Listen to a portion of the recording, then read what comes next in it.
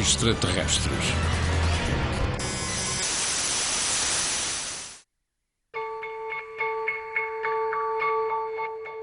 Examinando as teorias físicas da relatividade, da teoria quântica dos campos ou dos universos paralelos, encontramos razões teóricas importantes para considerar a possibilidade de um dia podermos realizar viagens no tempo. O grande paradoxo é que, se viermos a desenvolver tal tecnologia no futuro, já teríamos sido visitados no presente por nós mesmos, assim que ativássemos essa suposta máquina.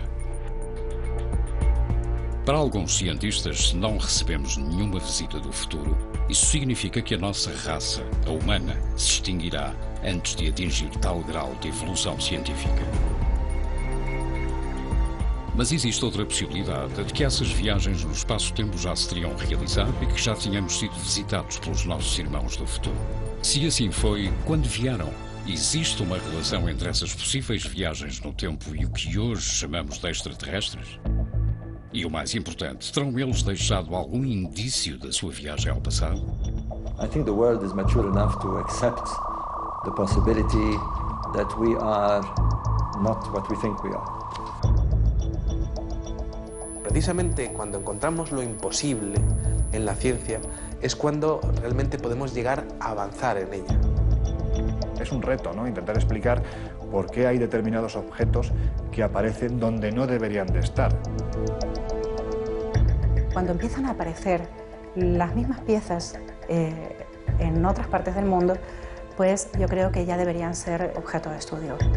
Todas esas cosas nos hacen pensar que tendríamos que revisar nuestra historia, que tal vez no fuimos los primeros con un desarrollo técnico en la Tierra, o que nuestras cronologías están absolutamente desfasadas. Es importante que la revisemos. La historia se va reescribiendo por sí sola con el paso del tiempo. You cannot cover such a truth. Ou partes.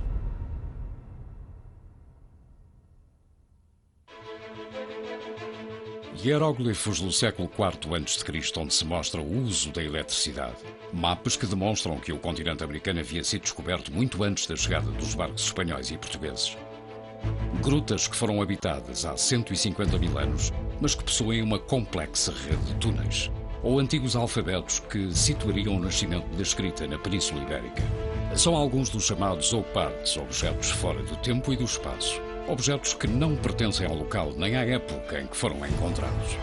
Son objetos tecnológicamente hablando que han sido encontrados en lugares pertenecientes a un periodo de la historia donde no deberían de estar, porque no había la tecnología en aquel tiempo como para desarrollar estos objetos. Lo curioso es cuando esos objetos no se resumen a uno, ni a dos, ni a tres, sino que estamos hablando de bastantes que son siendo encontrados. Se alejan un poco de lo que son los límites de los paradigmas históricos aceptados por nosotros, por los ámbitos académicos. Son objetos que aparecen en contextos espaciales o temporales extraños, alejados de los paradigmas históricos conocidos, o que demuestran algún tipo de tecnología más avanzada de lo normal para su tiempo y su espacio. Y constituyen un reto para la ciencia que los discrimina, porque no tiene cómo catalogarlos, pero también para los propios especialistas, porque nos lleva a preguntarnos muchas veces si en un pasado remoto hubo una tecnología más avanzada que la actual, y si eso fue así,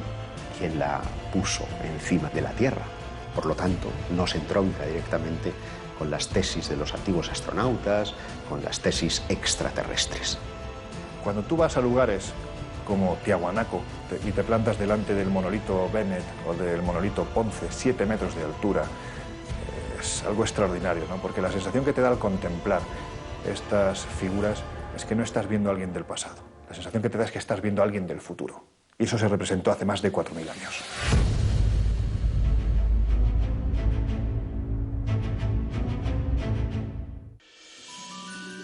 No início da década de 1970, na mina de carvão de Ottosdal, na África do Sul, trabalhou-se sobre um extrato de 2,8 milhões de anos. Os mineiros, todos eles locais, encontraram umas estranhas bolinhas metálicas. A rocha de onde provêm corresponde a uma era em que supostamente não existia nenhum tipo de vida inteligente.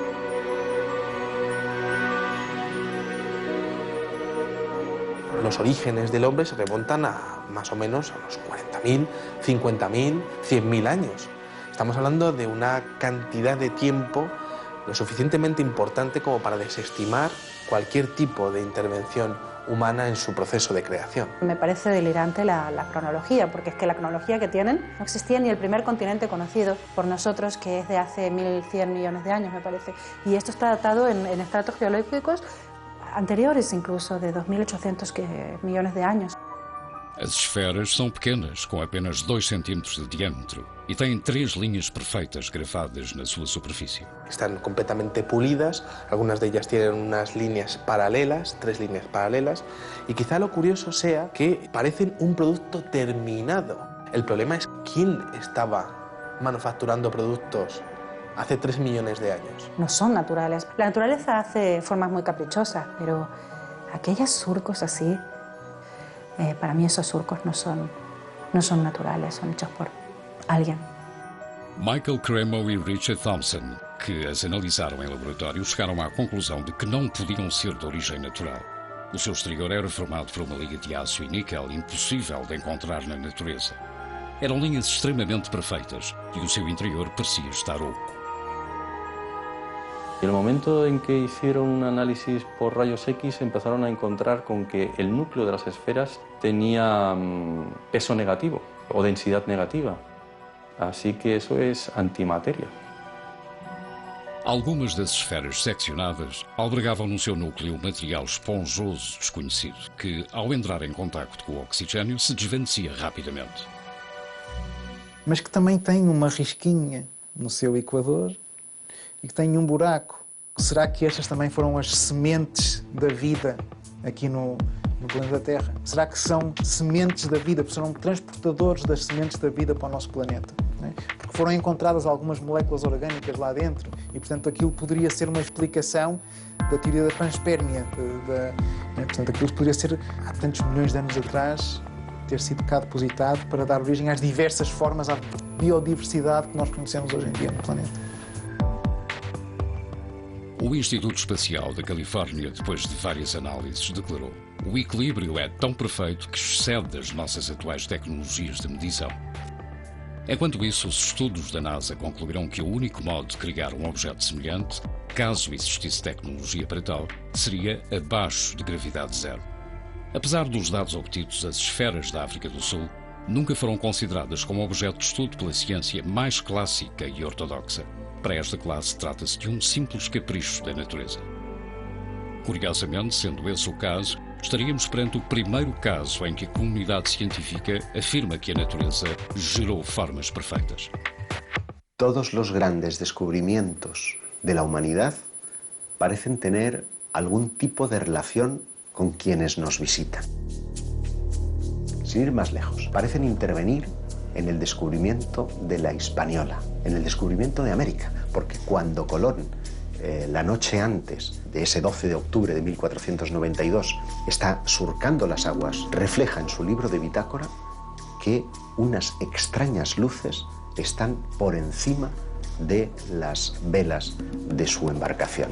¿Qué podían ser sino objetos no identificados? Si tú te vas al archivo de Indias, tienes muchas crónicas, especialmente las más interesantes son las de Pedro Cieza de León, que fue el que acompañó a Pizarro durante toda la conquista. Y ahí tienes historias rayanas con lo ufológico, o por lo menos que a día de hoy, en nuestro siglo XXI, seguramente más de uno interpretaría con la aparición de un objeto luminoso en los cielos, ¿no? Por ejemplo, cuando Pedro Cieza de León es el primero que describe en el desierto de Nazca hay unas extrañas líneas bueno, pues que los nativos van allí para venerar, para adorar. Pero lo que es curioso es cuando Pedro Cieza de León se sube a una de las lomas donde mejor se ve alguna de las figuras y asegura que los nativos y él empiezan a observar una serie de soles que se mueven en los cielos. Es decir, hay algo en el cielo que no es un solo sol, sino que hay más que se están moviendo y que parecen estar jugando alrededor de ese enigma tan maravilloso y tan descomunal como son las líneas de Nazca. Y esto está escrito en las crónicas de Indias, ¿no? Por lo tanto, parto de la idea de que en aquel momento, más que alucinaciones, pues algo deberían de estar viendo. Y ese algo, como decía Cieza de León, eran soles que se movían en el cielo.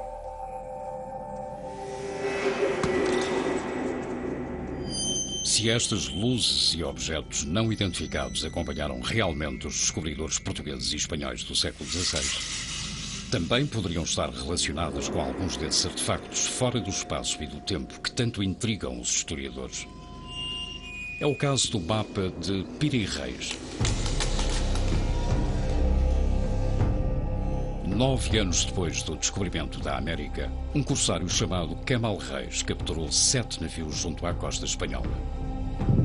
Alguns dos homens que acompanharam Cristóvão Colombo encontravam-se entre os prisioneiros que foram interrogados pelo pirata que pediu ao seu sobrinho, o almirante Piri Reis, para elaborar um mapa do mundo conhecido como base no relato dos espanhóis capturados.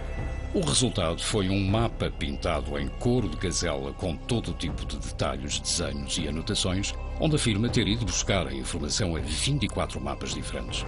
Um deles pertencente a Cristóvão Colombo, alguns da era ptolomaica e outros provenientes do que ele chamou de antigos reis do mar. Piri Reis afirma que sus fuentes son muy anteriores y eso nos estaría dando unos datos que, por supuesto, romperían completamente, ¿no?, con la ortodoxia, ya no sobre los chinos o los polinesios, que sí que ya llegaron por lo menos 500 años antes que Cristóbal Colón, pero datos mucho más antiguos todavía. Pero llama mucho la atención algunos detalles que ya no existían en aquel entonces o que no se habían descubierto, ¿no?, como es el tema de la Antártida, ¿no?, ¿qué hace la Antártida allí, ¿no?, en un mapa confeccionado encima de cuero de gacela, ¿no? O se ven, lo más importante a veces quizás incluso son los dibujos de animales. Allí, por ejemplo, se aprecian llamas encima de los Andes y todavía no se había llegado a aquella zona. ¿Cómo es posible que ya apareciera identificado como tal? As Ilhas Malvinas, a foz do rio Amazonas ou o leito de alguns dos rios do interior do continente africano são alguns dos territórios que não deveriam aparecer num mapa de inícios do século XVI. Encontramos-nos uma vez mais perante uma peça que desafia alguns dos princípios mais sólidos da história convencional. No solo el mapa de Piri Reis, sino muchos otros mapas anteriores muestran las costas americanas y, sin embargo, la ciencia, los historiadores, siguen diciendo que América fue descubierta en 1492. Naturalmente, esos mapas anteriores han sido validados por esos mismos científicos. No es un contrasentido que sigamos diciendo que Colón fue el descubridor de América. En mi opinión, fue el que mejor marketing tuvo. América no es un continente que se haya descubierto en el año 1492. Es un continente que se reencontró en 1492. Pero es que si te remontas en el tiempo, tienes vestigios mucho más antiguos, vestigios de hace 10, 12.000 años, ¿no? Es decir, es que hay arte rupestre donde están representados una serie de elementos que aparentemente o te los han traído de fuera, o si no es imposible que el que pintó estos elementos tuviera un conocimiento previo de lo que se estaba haciendo en otros continentes, ¿no? Entonces a mí me gusta hablar, por ejemplo, de Eratóstenes, que en el año 300 antes de nuestra era, gracias a conocimientos que en aquel entonces ya existían en la desaparecida Biblioteca de Alejandría, pues pudo conocer que la Tierra era completamente redonda. Y sin embargo aquello, como se sabe, lo perdimos con el paso del tiempo.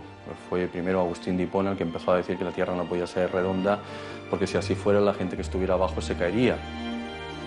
Foram muitos os tesouros arqueológicos que, uma vez descoberto ou redescoberto o Novo Mundo, passaram despercebidos para os navegantes portugueses e espanhóis do século XVI.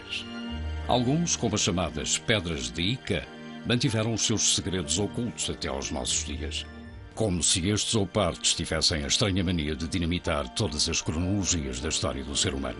Como se existissem com a clara intenção de nos fazerem duvidar.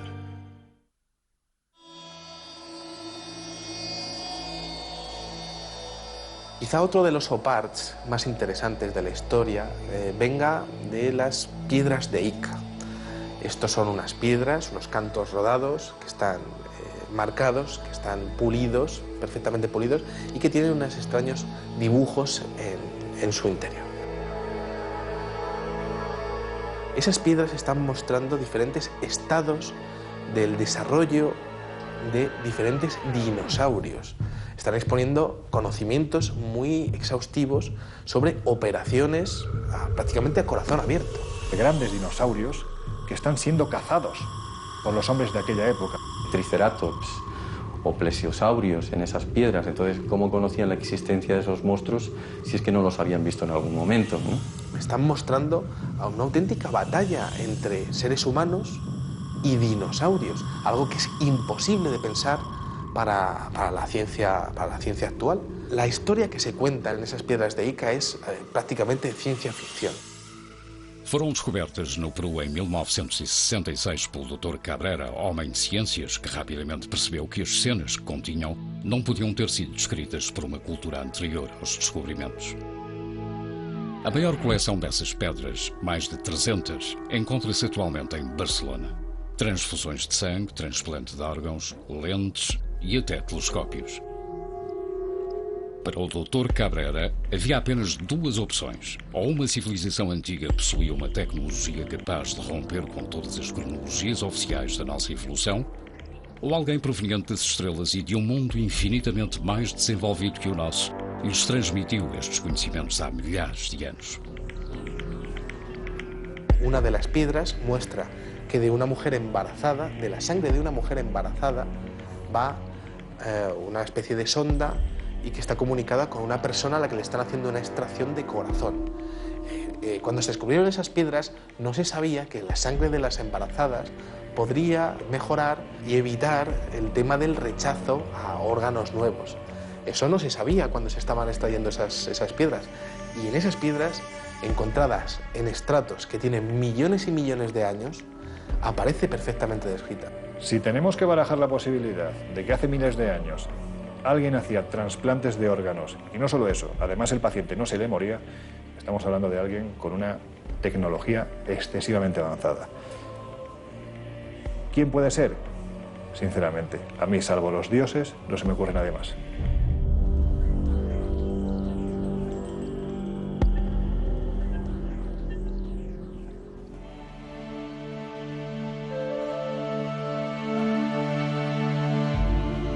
No início do século XX, descobriu-se o mecanismo de Antikythera, dos poucos opartos reconhecidos e validados pela comunidade científica internacional.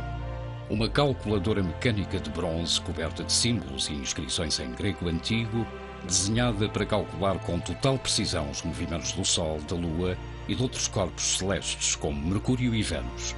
Podia prever os eclipses e mostrar as órbitas de planetas desconhecidos na era em que foi datado.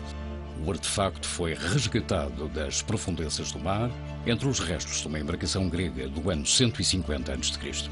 ¿Cómo es posible que un mecanismo con un sistema de transmisión aparezca en la época de los griegos? Se supone que son las cadenas de transmisión aparecen durante la Revolución Industrial, hacia el siglo XVIII aproximadamente. Y al conformar las piezas, al unirlas como si fuera un puzzle que nos venía ni más ni menos que de 2000 años atrás, se dieron cuenta de que aquello era lo más parecido a un reloj astronómico. Con lo cual es imposible, porque algo parecido no aparece hasta plena Edad Media, es decir, unos 1100 años más tarde, cuando empiezan a aparecer los primeros relojes mecánicos, ¿no?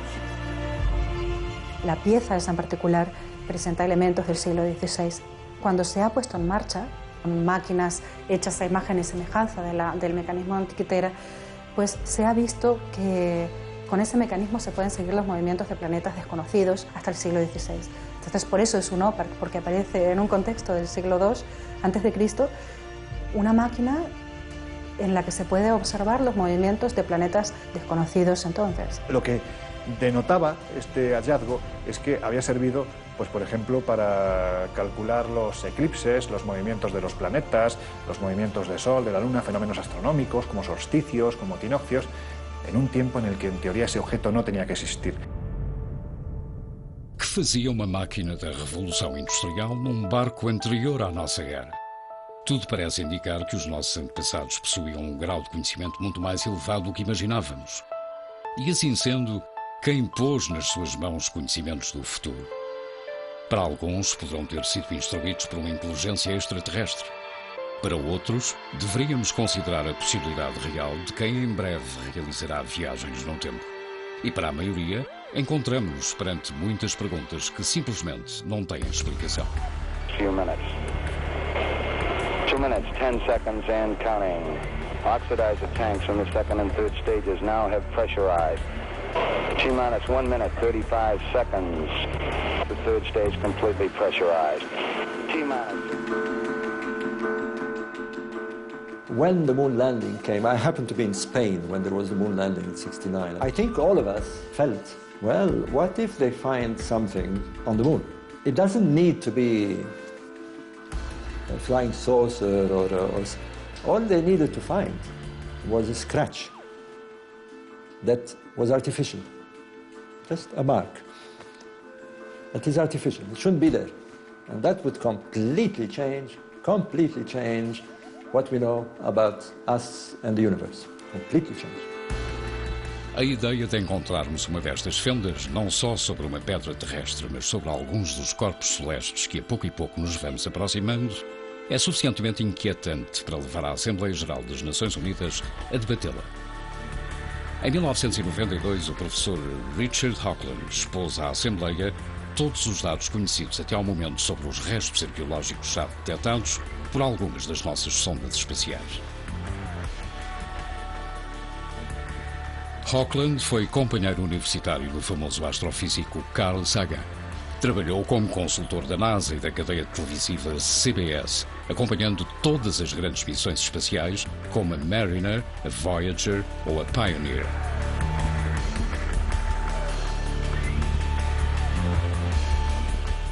Mas foi a missão Viking que fotografou sobre Marte uma série de formações rochosas muito semelhantes ao rosto humano e o que pareciam ser as ruínas de uma antiga civilização, junto a uma gigantesca pirâmide, o que levou Hoagland a especializar-se nesta nova modalidade da arqueologia.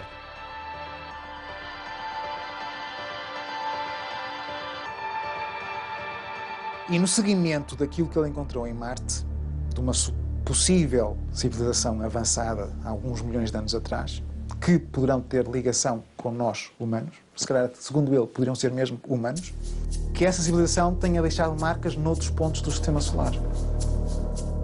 Achou interessante o facto de a NASA e a ESA terem se debruçado sobre o estudo de um determinado asteroide ao largo de Marte, o asteroide Heinz, que tem uma forma semelhante a um diamante e que, enfim, por todas as características, pelo facto de também parecer ser oco, pelo facto de a ressonância mostrar que até se calhar podia ter ali uns corredores pelo meio, que, enfim, a fisionomia daquele objeto poderia estar a supor que seria artificial. E porquê é que este interesse tão grande em estudar de diferentes formas, de diferentes pontos, este pequeno asteroide? Pondo a hipótese de que poderia ser artificial, que pudesse ter sido uma estação espacial que estivesse ali como uma ruína ambulante ainda nos tempos de hoje, já muito destruída, com muito pó e tal, mas ainda à deriva, em órbita, à espera que alguém a encontre. E se calhar a NASA já os encontra.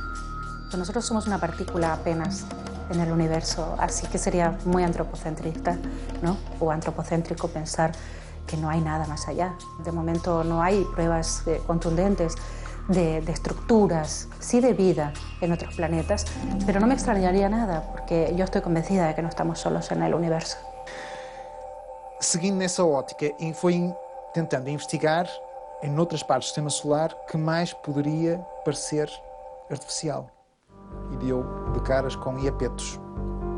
Iapetus, que é uma lua de Saturno, tem ali uma coluna no seu equador que dá a ideia que duas calotes se juntaram. Visto de determinada perspectiva, nota-se que a Lua não é totalmente redonda. Tem arestas. Como é que um satélite natural tem arestas? Por outro lado, tem uma série de outras pequenas semelhanças a uma estrutura que está a ceder. Ele foi buscar pequenos exemplos de estruturas hexagonais para dar a entender que aquilo poderia ser de facto artificial, ser montado por dentro com diferentes hexágonos e ser toda uma estrutura que tem andado a ceder ao longo dos milhares e milhares e milhares de anos. E é engraçado, tem uma parecença com a chamada Estrela da Morte de George Lucas, do filme Star Wars. Mesmo muito semelhante. E ele questiona o que é que George Lucas sabia que nós não sabemos. Ele levanta várias hipóteses. Aquilo poderia ser, de facto, uma base científica, poderia inclusive até ser um hotel. Aliás, o artigo dele chama-se Moon with a View. Uma lua com uma vista, portanto, um lugar único no Sistema Solar com uma vista para o grande planeta de Saturno.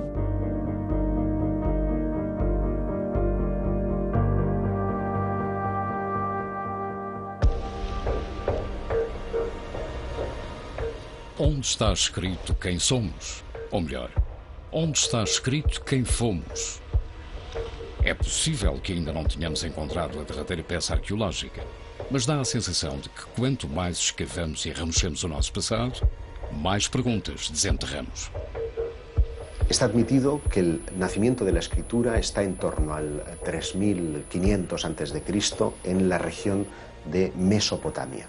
Pero, sin embargo, algunos hallazgos inquietantes hacen preguntarnos y cuestionarnos si esa datación es fidedigna, porque, por ejemplo, en Francia como en Portugal hemos encontrado alfabetos que parecen aludir a que el inicio de la escritura habría entrado por la península ibérica. En Albaón, a finales del siglo XIX, por allá por 1895 y hasta 1903, se encontraron en las inmediaciones de Dólmenes algunas piedras zoomorfas y antropomorfas que presentaban unos grabados parecidos a los de los signos iberotartésicos.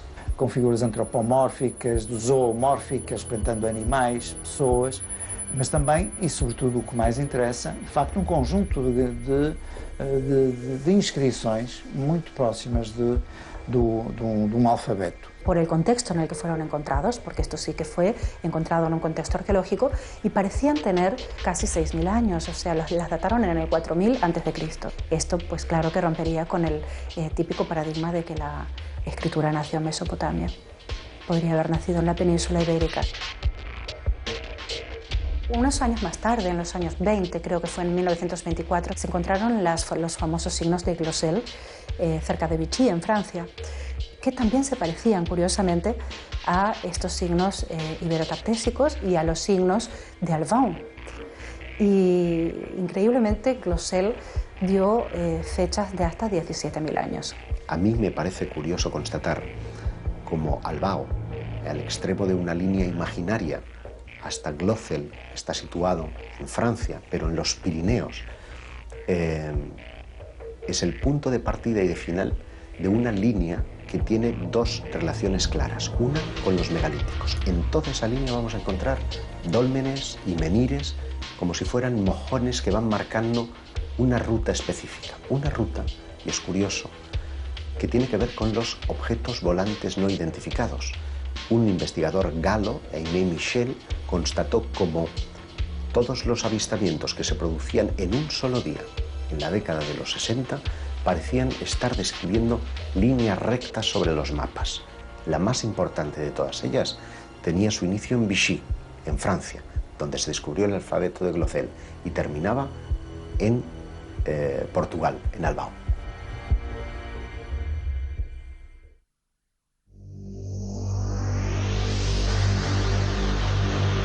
Uno de los oparts más interesantes es un tornillo que encontraron en una región de Rusia. Encontraron unas piedras que tenían 300 millones de años. De repente apareció un extraño fósil de lo que parecería ser un tornillo. Claro, ¿quién estaba hace 300 millones de años manufacturando un tornillo de tales características? Ese tornillo tenía 2 centímetros de dimensiones.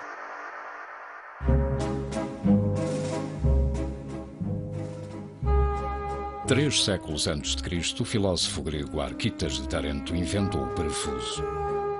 E por mais insignificante que nos possa parecer hoje, foi graças a ele que nos convertemos numa espécie tecnologicamente inigualável. Tudo o que inventamos precisa de algum tipo de parafuso para se manter em pé. A peça encontrada na Rússia terá sido construída há 300 milhões de anos. O ser humano só povoaria a Terra 250 milhões de anos mais tarde. É simplesmente impossível. Nenhum destes objetos deveria estar onde foi encontrado. Viagens no tempo, civilizações perdidas há milhões de anos, ou vestígios de algum tipo de visita proveniente de outro planeta semelhante ao nosso. Estamos perante um novo elo perdido ou simplesmente do parafuso que nos falta? Si tú coges un metro, por ejemplo, como medida y pones aquí al principio del metro 200.000 años, 200.000 que es nada, y pones aquí el año 2013 que estamos, hemos tenido en nuestra historia, creo, no sé si son 17 o 19 civilizaciones, fenicias, faraónicas, romanas, griegas, españolas, etcétera, etcétera. En los últimos 5.000 años, a esta escala de un metro, 200.000, y nosotros, las 17 o 19 civilizaciones que conocemos entran en 3 milímetros. 3 milímetros entran 17 o 19 civilizaciones.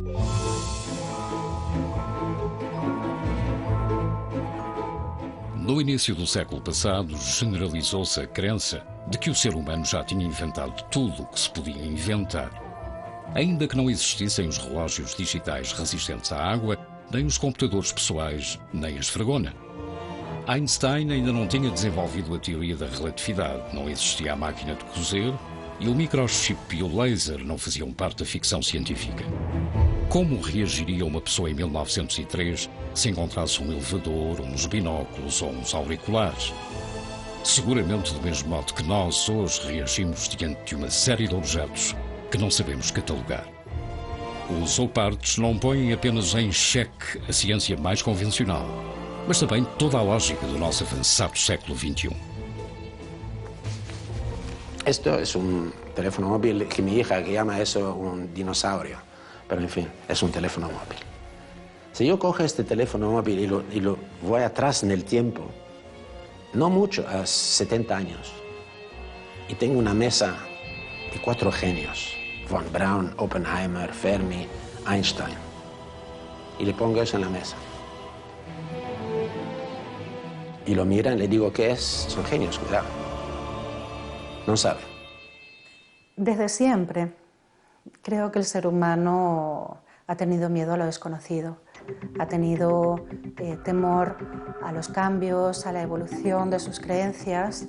Por lo tanto, yo creo que no es nada raro que ante la aparición de un OPART sientan este miedo, porque esto podría traspasar los límites de los paradigmas históricos que eran aceptados hasta entonces. If we do find an artifact that may prove, who knows, that there's been some extraterrestrial visitation, and the big question is how and who will deal with it. Entonces, es incómodo para la ciencia, pero es incómodo también para los especialistas más heterodoxos. ¿Y dónde radica precisamente su esplendor? Pues en que revela un nivel de tecnología impropio para la época en la que fueron encontrados. People don't like to change, you know. They say, okay, they're mortuary temples and that's it, and let's leave it at that. Well, no, we can't. We can't, because we need to understand what we're doing on this planet. We need to understand why we're here, and where we came from, why we're so different from all other nature. And if it leads us to something else, if it leads us to some other connection, why not? Why not? We may have connections with the cosmos.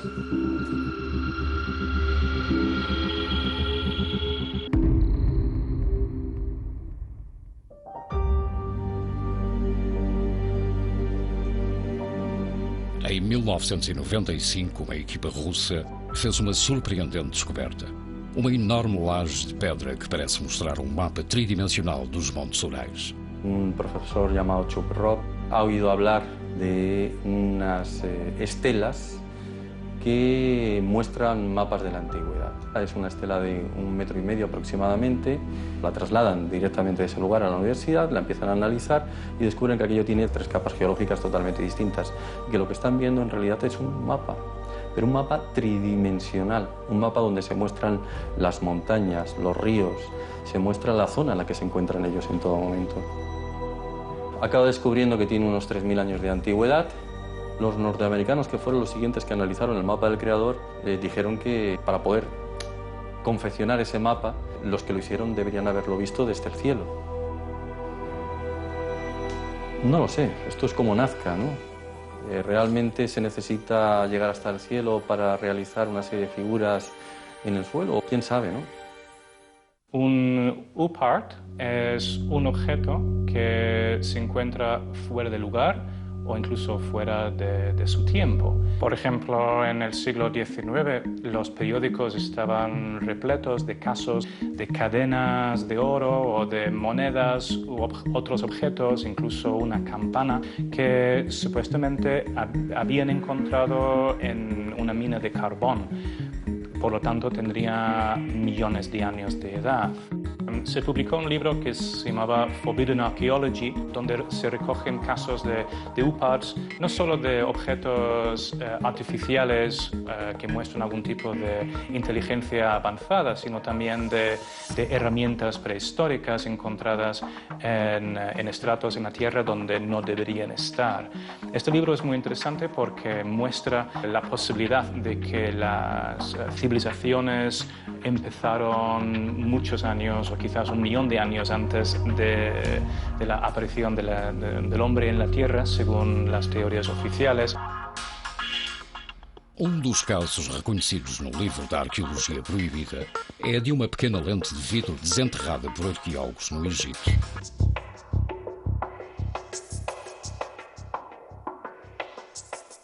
Se han hecho estudios microscópicos de esta lente y presentaba en sus extremos restos de metal, como si la pieza hubiera estado engarzada en algún tipo de montura metálica para algún tipo de instrumento de observación de los cuerpos celestes, por ejemplo. Bueno, es bien sabido que ya los antiguos pues, estaban muy interesados en la observación astronómica.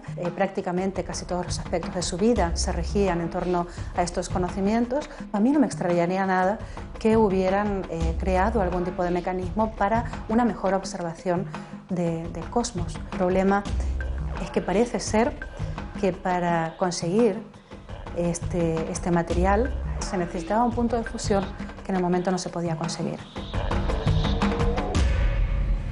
O ponto de fusão necessário para criar uma destas lentes só poderia obter-se com a ajuda da eletricidade. Mas, como sabemos, os egípcios não conheciam a eletricidade.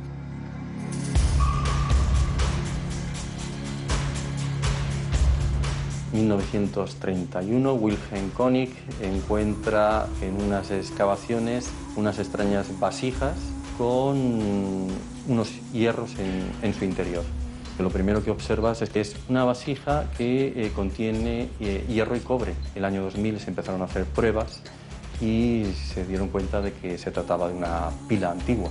Esa vasija contiene los elementos indispensables para generar electricidad de poco voltaje.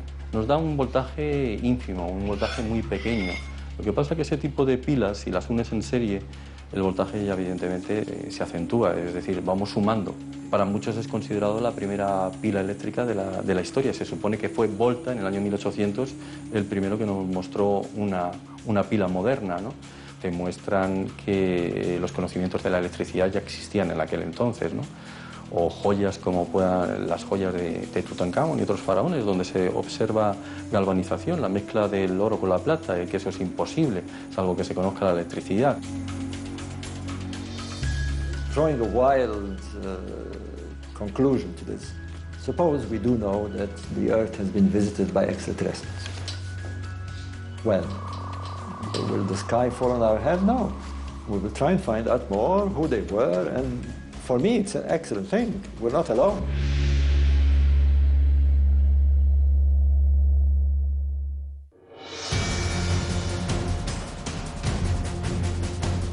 Descobertas arqueológicas provenientes do passado que só poderiam ser construídas no futuro.